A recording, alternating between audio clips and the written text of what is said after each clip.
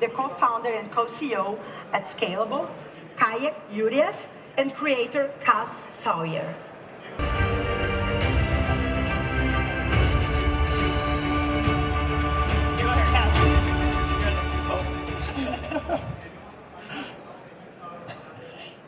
Hi, everyone. Thanks for being here. My name is Kaya Yuriev. I've been a journalist for the past decade, and I recently started my own media company called Scalable, focused on the business of the creator economy. I'm very excited to be here today with Kaz Sawyer, who has 20 million followers across social media, to talk a little bit about what it takes to build a business and the tools and systems you need. So you've been a creator for more than 5 years. Yep. How did you get started on social media? Yeah, so it started out at a young age. I was really into photography and I loved the ocean. So just started with me and a little GoPro, taking wave photos, and posted my first photo, and instantly just loved kind of just seeing what I wanted to create and then being able to post it and see what people thought. And then from there, I just kind of kept like evolving and wanted to make more money in like the creative realm. So I started shooting weddings at 15. Then by 17, I tried building a clothing brand. And at that point, I had a goal. I was like, I want to make this much money by this time. And I either have my wedding photography company or my clothing company that I thought would be able to do that. And around that timing, social media was kind of very relevant. TikTok was on the come up. What year was this? This was like 2019, 2020, like right during COVID. Pre-pandemic, yeah. Yeah, kind of right in that zone. And so I used that as an opportunity to just start posting a bunch of content. And it wasn't even directly about the wedding company or the clothing company. I was just figuring it out at that point. And a couple of my random, just stupid videos at the time went really, really viral. And after a couple of videos, I got like 30,000 followers, 50,000 followers, and this was in a very short time span. And so then from there, I just really like rode the wave and just kept evolving my content. And at first it was hard, but eventually I was able to make it work. So a lot of creators can, see a video go viral, but I think keeping that sustainability of it is difficult. So Yeah. what helped you keep pushing? Like, what did you do? Because, a lot of creators can go viral, but then Yep. to actually turn it into a career is more difficult. Yeah, I think for me, I had a lot of drive and I really knew what I wanted. And so at first it was hard because I was like door dashing and then all the money I was making from that, I was putting back into the videos. But I had the vision and I just saw the opportunity at hand. I was like, I can't miss this opportunity. So I think I just really knew what I wanted. I kept going and I failed so much, but I just like failed forward. And so I think the biggest thing for me was really wanting it. And there's so many times where it made more sense to fail. And I think once I got my first long-term sponsorship, I was able to fully focus on that. And that's when a lot of that other stress went away because now I was able to allocate all my time to that one thing. And at that point is when I really knew, okay, I can do this full time. And I knew my long-term vision. So I'm like, it doesn't matter if right now I'm juggling a lot or it's stressful because eventually it's all going to pay off. How long did it take you to get that first, long-term partnership? It took me about a year, and I built up over 1 million followers without monetizing at all. I could have done some brand deals or little things like that, but my eyes were, I wanted to wait until it made sense and kind of figure it out. And so once I was at around probably combined around 1 to 1.3 million followers, that's when I got my first long-term partnership, signed a year deal. And that's when it was I still remember, it was $2,400. It was nothing crazy, but it was enough to where I was like, okay, I'm going to fully focus on this. And then from there, that partnership, we 5 to 7x what we were making monthly with him just from doing good with the partnership. And then it was just up from there. In the early days, how did you think about running your business? You obviously had your iPhone, right? But what were kind of the tools and systems you had in those early days? Yeah, I think a lot of people really think about all the different tools that you're using. What's the camera gear? What's this and what's that? And that's what a lot of people ask me. And really, back in the day, I was using an iPhone and super, super simple editing gear. Like CapCut? Or? CapCut, I don't even know was really a thing then. Yeah. It was like iMovie, and I used a thing called LumaFusion just on my phone.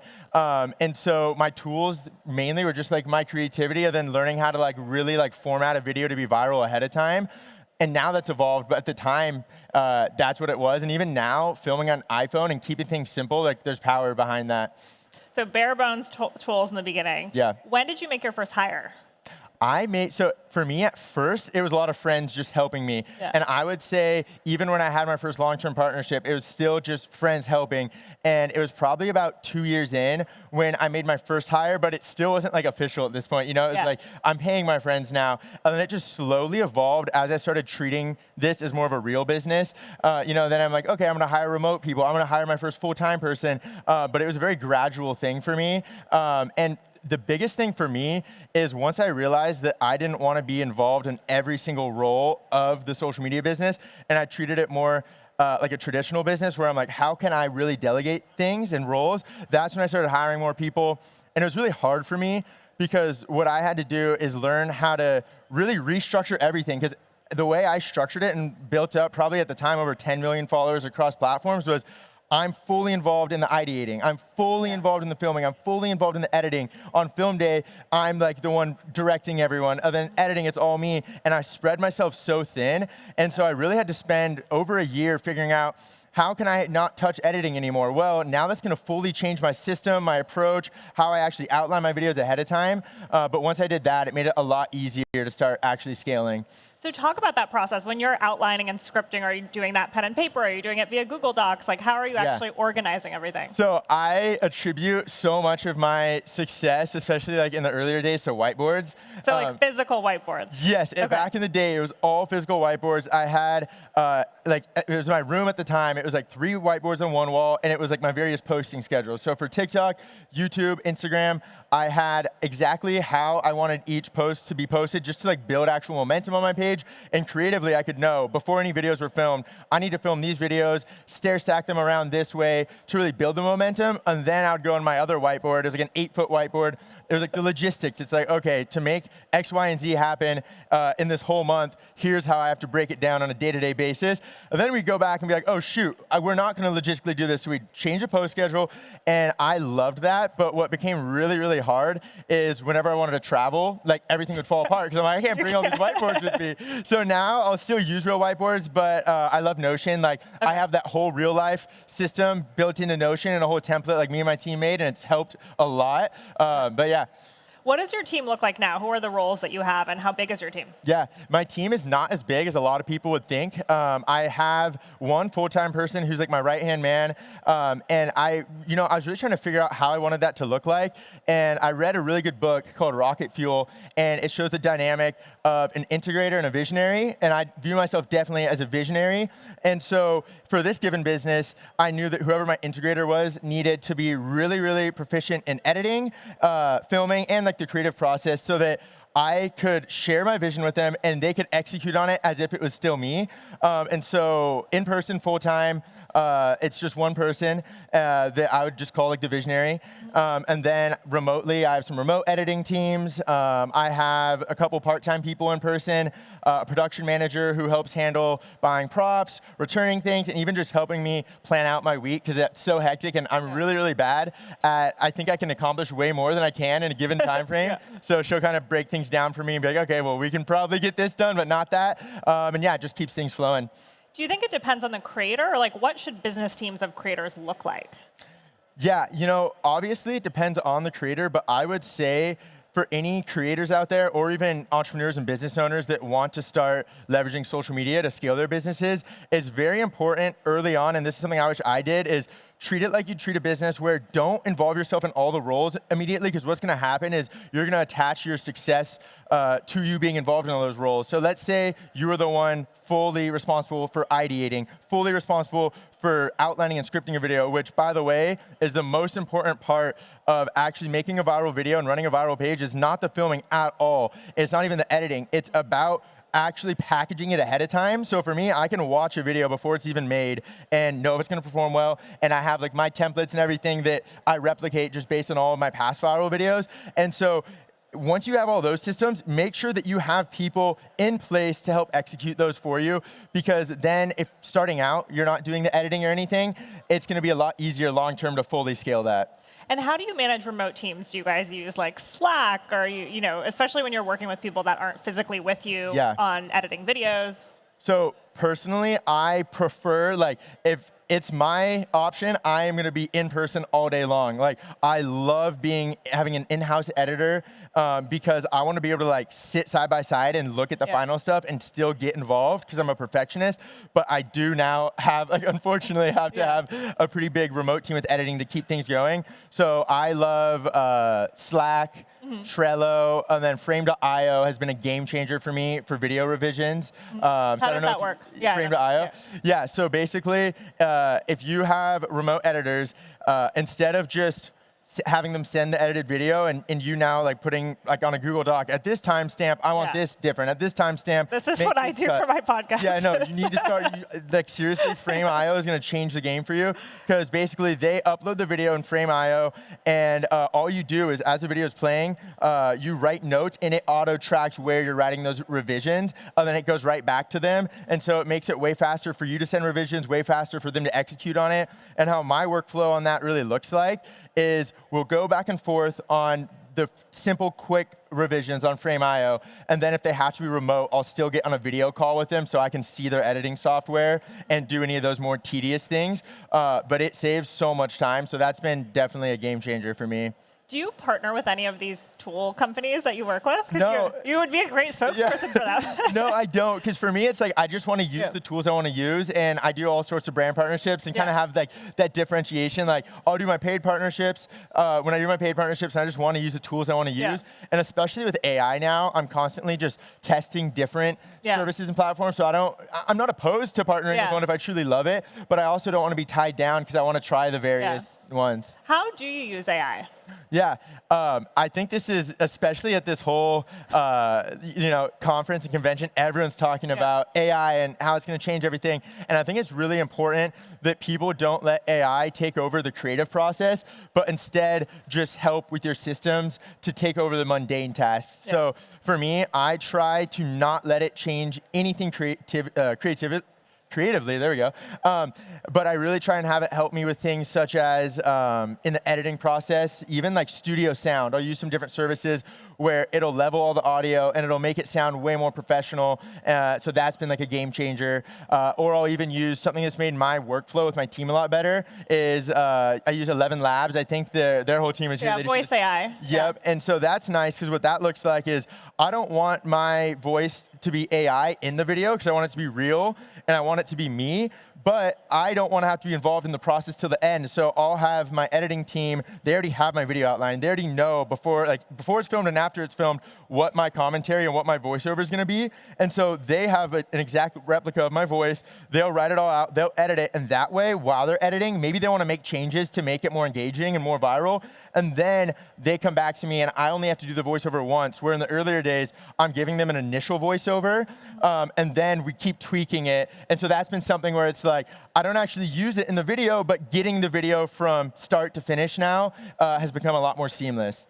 Where do you shake out? So you're against using an AI voice. It sounds just like you. Why not just use it? I think for me, it's because maybe it'll get to a point where people won't notice, but for me, I always notice if someone's using an AI voice.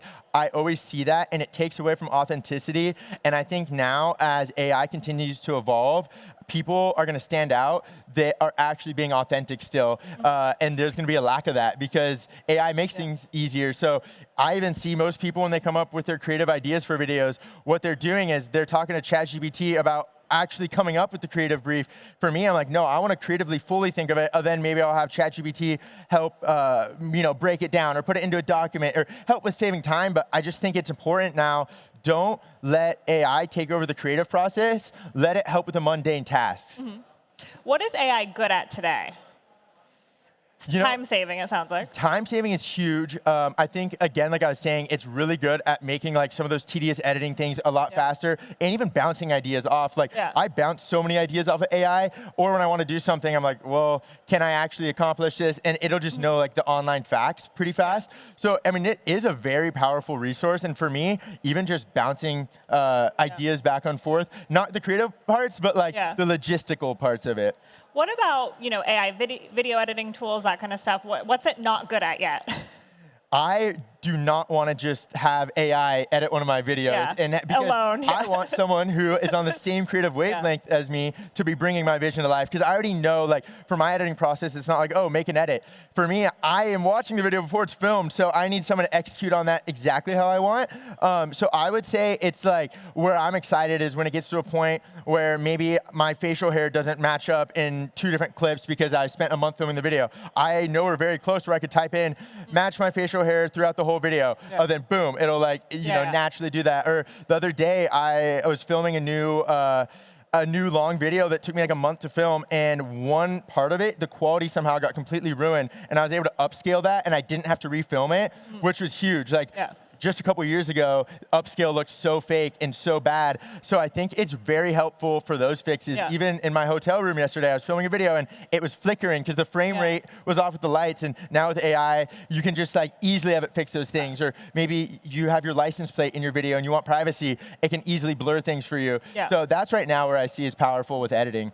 So what do you think is more important as people think about kind of building business teams? Is it the tools, the systems? Is it the people? Like what do you really need to succeed as a creator? Yeah, I think what's really important and where a lot of people get it wrong is it all comes down to having the right system and engineering your videos for virality before they're filmed. And I think a lot of people just want a lot of planning. So much planning. If people actually saw behind the scenes what it looks like for me creating all of my videos, I would say 5% of it's actually filming, and 90% of it is actually planning, and maybe the other 5% would be the editing. I put so much planning and forethought into my videos. So for example, if I get invited for an amazing viral opportunity, pretty soon here, I'm about to be going on a helicopter that does all these flips and all this cool stuff. I could just be like, oh, great, I'm going to film that and make a viral video. It would all turn out horribly, and it wouldn't perform unless I spent the time actually breaking it down, using one of my viral video templates, and figuring out the right way to frame it. And so I think a lot of people starting out where they go wrong is they don't know what they're doing, so they're just blindly throwing paint in the wall, hoping something sticks. And they think, I need to start filming videos. No, you need to start really engineering your videos ahead of time. And the second you start putting that forethought and you learn to properly engineer it, and you learn the proper system, just like a normal company has a proper system, that's when I think you're gonna start noticing an insane amount of results. And people just see other creators and they think it's all luck, or they might think like, oh, you have a good personality, that's how you've gone viral, or a lot of people think there's this guesswork. And for me and a lot of other people that have found success on social media, when you really look at it, there's a lot of behind the scenes planning, and you kind of get to take guesswork out of the equation. You have to treat it like a business. Yeah. So what's next for you? You've built this following. You've been doing this for 5 years. What's next? Yeah, so I wanted to first let everyone know here, behind the scenes. We have a prop. I have a prop, yeah. Behind the scenes, as I've been making all my videos, the last year I've been working on a new business. So I'll show you guys now. It is EMP, it's Elevate Media Partners, and it's my new educational consulting company. And so with that, I'm really excited because it's the first time where I'm really able to provide value to other business owners and entrepreneurs and just help them scale their business by giving them the systems and frameworks that have helped me grow my following to 20 million followers and really leverage organic growth on social media, because the future of marketing is not so much in paid marketing, and where it's really getting into are all the companies that are really, really leveraging that organic social media growth are seeing so much success. And I think even just like a founder of a company, they should be building their personal brand and building that audience. And so, yeah, that's what's new for me, and it's pretty exciting. Is this more geared at kind of small businesses, traditional business owners, or is it also for emerging people who want to be creators? So we're having all new channels on all platforms. This is going to be giving free value for pretty much anyone, an aspiring content creator, a business owner, an entrepreneur. Maybe it's a business owner that wants to build out their personal brand, or maybe they want to build out their company's socials. So that's kind of geared for everyone. Then for those that want to work on more of a zoomed in approach, we're helping and coaching mainly business owners and entrepreneurs that are really ready to scale their business. So for that, we're really bringing our systems and all the tools that I've used to bring them that same social media success. So I would say overall, it's for anyone that wants to start leveraging growth on social media, but it's specifically geared towards entrepreneurs and business owners. So some of it is kind of hands-on coaching, and then do you have like a pre-recorded course, or what else? Yeah. So what that looks like, outside of just all the stuff on the social media channels, it's a 5.5-hour curriculum, and it's not just a course. It really goes through everything, all my systems, and it really sets you up with those exact systems. So my exact Notion template, which has the whole breakdown from A to Z of getting a video produced and having my page keep momentum, they get given with that, and I teach them how to set all of that up. They have like their grab bag of ideas. They have my custom video outline templates. So it's really more so setting them up with my system to where all they now have to do is execute on it, and it really takes the guesswork out of it. And so that is just under 6 hours, and I spent so much time on this because I wanted it to be perfect. And this was really cool for me because I've been doing this for myself for so long, but it gave me an opportunity to take a step back. And I've helped a lot of other people grow social media followings, but actually like putting this inside of a curriculum and really inside of like a masterclass style template was really challenging and fun. And so we took our time on it. And so that's with the pre-recorded stuff. And then we also have group mentorship. We have one-on-one mentorship. And then in addition to that, it really depends like how zoomed in of an approach you want. So we can help set you up with editing teams, with all of that, and audit everything you're doing. So yeah, we're kind of getting really involved. How are you approaching this differently? Because a lot of creators, I think, have used their experience to then do online courses. There's Teachable, there's Masterclass. So how are you thinking about I think the difference is, one thing I also wanted to mention is like with this new venture, nothing changes with like my main social media. Like I will still on a regular basis be making viral videos and practicing that business model because that's a business model that works. And I think also a lot of people will start teaching people how to do something and then they themselves either stop doing it or they weren't really an expert on it. They just like became an expert on wanting to teach it. And so I think for me, it's like, this isn't just me trying to tell people how they can grow. It's bringing the exact systems that built me to over 20 million followers on social media. And so I think that's one of the big differences. And I think just the level in which we will work with people and actually set them up with the systems, set them up with the right editors, audit their editors. And I think that's something that really sets what we're doing apart. And I think for me, the passion I have behind it, like I really want to see these people crush it. And I think the cool thing is I know that it's not luck and it's not guesswork. So it's like my opportunity to show that to other people too. How are you going to balance those two things? Because obviously being a social media creator on its own is a full-time job. So it is definitely a full-time job. I would say the balance on that is really going to be structuring the right team. I already have a good team behind me, but I want an even larger team. Yeah. And so I think that is going to be something very large. And also I will be allocating more time towards the consulting company. So I think with my main viral videos, I need to be very purposeful when I'm making a video. And I'd say I just need a bigger team. And that's what we've kind of done so far. To zoom out a little bit, I mean, you're a unique creator because you don't really have a niche. And I feel like now as algorithms have infiltrated TikTok and Instagram and YouTube, like I get so hyper-specific videos. I'm sure our feeds look very different. And it's like not enough to be a food creator. You have to be like a vegan chef recipe creator, right? Yeah. So as the creator economy gets more crowded, like what do you think it takes to stand out now? And do you have to have a niche, or can you still be a general creator? That's a really good question. I think what it really comes down to is you have to understand what your goals are from social media. And so what I like to tell people is before you just start posting random things and seeing what sticks, zoom out and you have to see the different approaches you can take to social media. So I view it that there's 3 different approaches. You have going the viral approach, which is just really trying to build out as big of a following as you can. And then you have more of like the niche-like approach and building out that personal brand. For that, you're not trying to get as massive of a following, but you're trying to have people that follow you for you, and it is more niche down. And then I would say the third approach is just specifically growing your company's socials. So I would say like, it really just depends on what your goals are. So let's say you're a business owner and you have a product-based brand. well, then I would say you'd want to be a hybrid where you're building out your company's socials, but in addition to that, you're building out your personal brand because people are now following you as the founder behind that company.